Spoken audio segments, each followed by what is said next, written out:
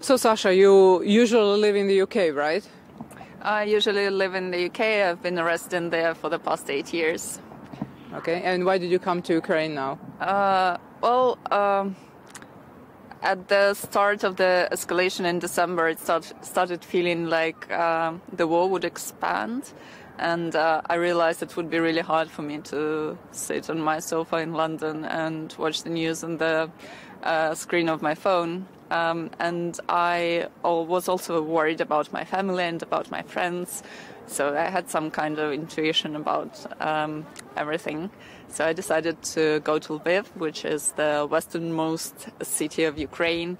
It's only 80 kilometers away from the Polish border, from the border with the EU. And it felt then, and it feels now, that it's the safest place in Ukraine to be.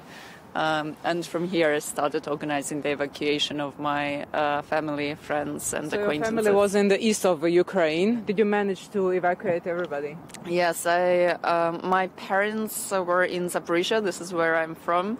You've probably heard about the city because of the Zaporizhia nuclear power plant, which was occupied by the Russians and is being under the occupation now. So my parents came from Zaporizhia on the second day of war. They spent like 28 hours in the car crossing the country through the jammed roads. They arrived in Lviv. We spent some time here with them, and now they are safe in Germany. But you still have some relatives in Zaporizhia? My aunt and my cousin are in Zaporizhia, also my grandparents, who are not intending to leave. So they basically spend their nights in bomb shelters and next to load-bearing walls in their apartments. Can you tell us a little bit about the history, about the language? Because we spoke earlier, you told me it's a big issue about the Russian language and Ukrainian language, and Russia trying to make the Russian language also official in Ukraine. What do you think about that? It's mostly a big issue for Russians. Their entire occupation and invasion of Ukraine has been justified along the linguistic lines because the east of Ukraine was occupied, colonized by the Russian Empire, and because of the basically centuries of Russification, that part of the country is mostly Russian-speaking. So is my family. I come from a Russian-speaking family in Zaporizhia, which does not mean that we identify as Russians. We identify as Ukrainians, and we did not ask to be liberated by the Russian army in any way. Was it difficult for your parents to switch to Ukrainian language? My mother is now speaking Ukrainian. My father is still speaking Russian.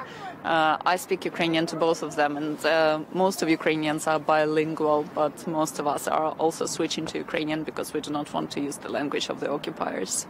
Do you have Russian friends?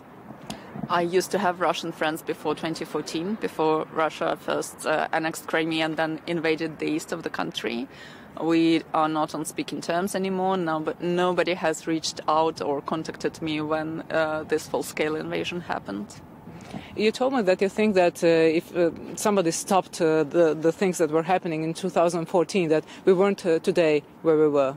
Why do you think so? Yes, that's correct. I think if the reaction of the West and of our allies worldwide was as fierce as it is now, if Ukraine was supported militarily, if Russia once was sanctioned severely for what it done then, it would not give the confidence to Putin and to his regime to invade now. But because the reaction was so mild, and the West thought that it could feed Russian ambitions with little bits of Ukraine, little bits of Ukrainian land, Putin and his regime felt emboldened, and they made their move into Ukraine. They thought that they would not be punished by it. You said that you had some kind of intuition what was going to happen, but did you really think this would happen?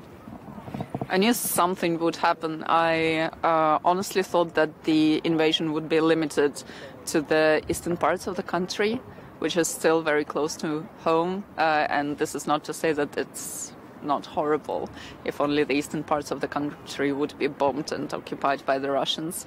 But the fact that they moved into Kiev, they moved into the north of the country, that was a big surprise for me, as for everyone else. You're a young person. How does a young person today feel in Ukraine? I feel very angry, and I feel love for this country. I already know how it ends. It ends with our victory.